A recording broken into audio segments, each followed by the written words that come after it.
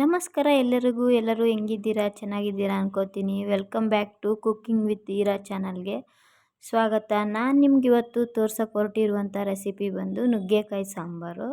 ತುಂಬ ಈಸಿಯಾಗಿ ಸೂಪರ್ ಟೇಸ್ಟಿಯಾಗಿ ಹೆಂಗೆ ಮಾಡೋದು ಅಂತ ತೋರಿಸ್ಕೊಡ್ತೀನಿ.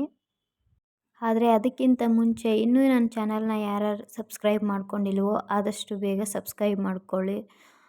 ಮೊದಲಿಗೆ ನಾನು ಕುಕ್ಕರ್ನ ತೊಗೊಂಡ್ಬಿಟ್ಟು ಅದಕ್ಕೆ ಒಂದು ಕಪ್ ಬೇಳೆ ಹಾಕ್ಕೊಂಡು ಅದಕ್ಕೊಂದು ಸ್ವಲ್ಪ ನೀರು ಹಾಕ್ಕೊಂಡು ಅದನ್ನು 3 ಸೀಟಿ ಹೊಡೆಸ್ಕೊಳ್ಳೋಣ.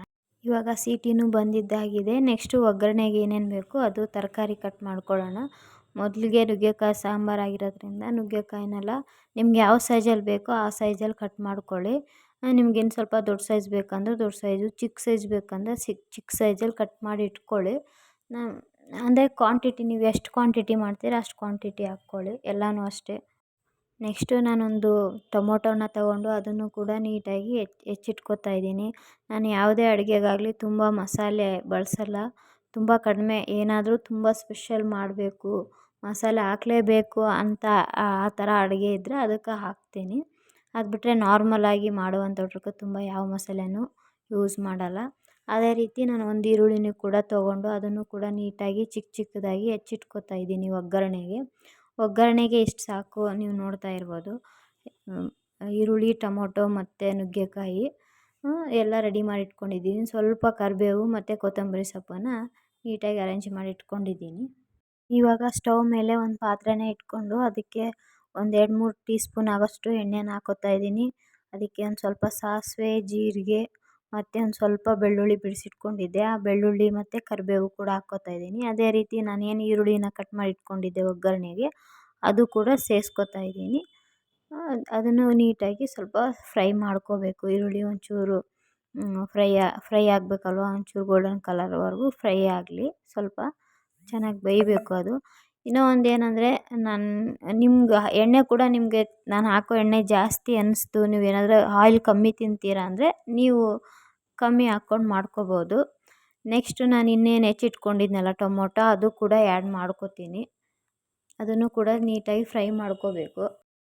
ಇನ್ನೊಂದು ಏನಂದರೆ, ಯಾರ್ಯಾರು ವೀಡಿಯೋ ನೋಡ್ತಾ ಇದ್ದೀರಾ ಆದಷ್ಟು ಲೈಕ್ ಮಾಡಿ, ಕಮೆಂಟ್ ಮಾಡಿ, ಆದಷ್ಟು ಸಬ್ಸ್ಕ್ರೈಬ್ ಮಾಡ್ಕೊಳ್ಳಿ. ಯಾಕಂದರೆ ಒಳ್ಳೆ ರೆಸಿಪಿ ಈಸಿಯಾಗಿ ಮಾಡ್ಕೊಳ್ಳುವಂಥ ಮತ್ತು ಟೇಸ್ಟಿಯಾಗಿರುವಂಥ ರೆಸಿಪಿನ ನಾನು ಹಾಕ್ತಾ ಇರ್ತೀನಿ. ದಯವಿಟ್ಟು ಸಬ್ಸ್ಕ್ರೈಬ್ ಮಾಡ್ಕೊಳ್ಳಿ. ನಮಗೆ ಬಿಗಿನರ್ಸಿಗೆ ನಿಮ್ಮದು ಒಂದೊಂದು ಸಬ್ಸ್ಕ್ರೈಬು ಕೂಡ ತುಂಬ ಇಂಪಾರ್ಟೆಂಟ್ ಆಗುತ್ತೆ. ಆದಷ್ಟು ಸಪೋರ್ಟ್ ಮಾಡಿ. ನಾನು ಕಟ್ ಮಾಡಿ ಇಟ್ಕೊಂಡಿರೋ ನುಗ್ಗೆಕಾಯಿನೂ ಹಾಕ್ಕೊಂಡಿದ್ದೀನಿ ಮತ್ತು ರುಚಿಗೆ ತಕ್ಕಷ್ಟು ಉಪ್ಪು ಕೂಡ ಸೇರಿಸ್ಕೊಂಡಿದ್ದೀನಿ. ಇಲ್ಲಿ ನೀವು ನೋಡ್ಬೋದು.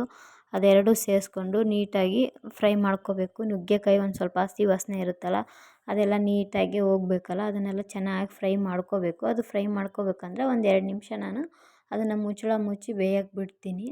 ಆಗಿದೆ, 2 ನಿಮಿಷ ಬೇಯಿಸ್ಕೊಂಡಿದ್ದೀನಿ. ನೆಕ್ಸ್ಟ್ ಅದನ್ನು ಇನ್ನೊಂದು 2 ನಿಮಿಷ ಚೆನ್ನಾಗಿ ಫ್ರೈ ಮಾಡಿಕೊಂಡು, ಇನ್ನೊಂದೇನೆಂದರೆ ನುಗ್ಗೆಕಾಯಿ ಸಾಂಬಾರು ತುಂಬ ಚೆನ್ನಾಗಿರುತ್ತೆ. ಈ ಥರ ಒಂದು ಸರಿ ನಿಮ್ಮ ಮನೆಯಲ್ಲಿ ಮಾಡಿ ಟ್ರೈ ಮಾಡಿ, ಚೆನ್ನಾಗಿರುತ್ತೆ. ನೆಕ್ಸ್ಟು ನಾನು ಒಂದು 1/4 ಟೀ ಸ್ಪೂನಷ್ಟು ಅರಿಶಿಣ ಮತ್ತು 1-1.5 ಸ್ಪೂನಷ್ಟು ನಾನು ಖಾರ ಹಾಕೋತಾ ಇದ್ದೀನಿ ಮತ್ತು ಒಂದು ಸ್ಪೂನು ಸಾಂಬಾರು ಪುಡಿ ಹಾಕೋತಾ ಇದ್ದೀನಿ.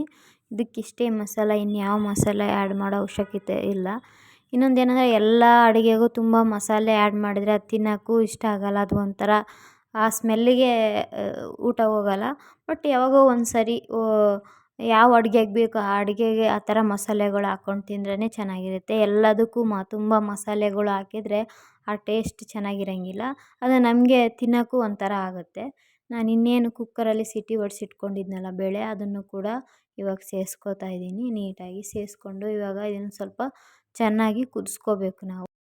ನಾನಿಲ್ಲಿ ಮಾಡ್ತಿರೋದು ಬರೀ ಇಬ್ಬರಿಗಾಗೋಷ್ಟು.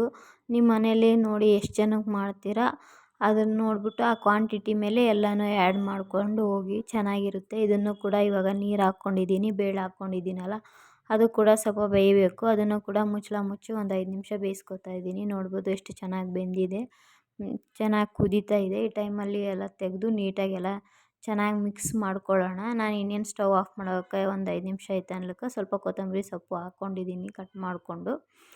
ಇವಾಗ ಇನ್ನೇನು ಸಾಂಬಾರು ರೆಡಿಯಾಗಿದೆ. ನೋಡ್ಬೋದು ಎಷ್ಟು ಚೆನ್ನಾಗಿ ರೆಡಿಯಾಗಿದೆ ಅಂತ.